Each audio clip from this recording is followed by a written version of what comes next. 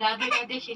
महाराज जी, वो व्यक्ति जो बहुत नजदीकी है और वो धोखा दे, ऐसे में जिसे बार बार धोखा मिल रहा उस व्यक्ति से वो व्यक्ति सबसे ज्यादा नजदीकी तो शरीर यही धोखा दे रहा है, समझ पा रहे हो आप क्या? सबसे ज्यादा नजदीक तो शरीर है ना अपने, और यही धोखा दे रहा है। बाल्यावस्था से जवानी में जवानी का धोखा दे के बुढ़ापा ले, बुढ़ापा को धोखा मृत्यु में पहुंचा। सबसे धोखेबाज तो ये शरीर है।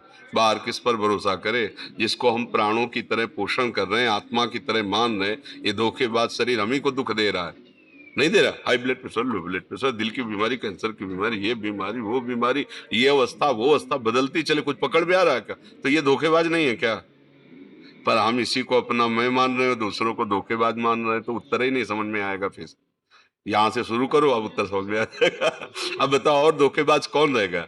हमारा मन हमारा धोखेबाज, बड़ा दुष्ट, नीच, लाख समझाओ वही गंदे विषयों की तरफ भाग रहा है। हमारी बुद्धि हमसे धोखा कर रही है। हम बार बार समझा रहे हैं कि प्रिया प्रीतम से बढ़कर और कुछ नहीं है, यही जीवन का सार, एक विश्वास खाली न जाए राधा नाम, फिर भी ये दुष्ट बुद्धि संसार की तरफ ले जा रही है। हमारा शरीर धोखेबाज, हम औरों की बात क्या करें?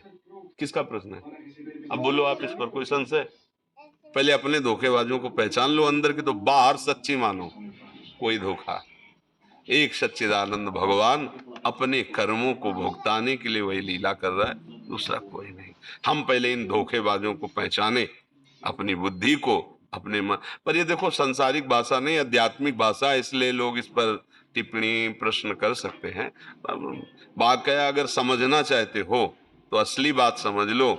हमारा मन ही हमें धोखेबाज जला रहा है, फंसा रहा है, और ऐसे कर्म करा रहा है।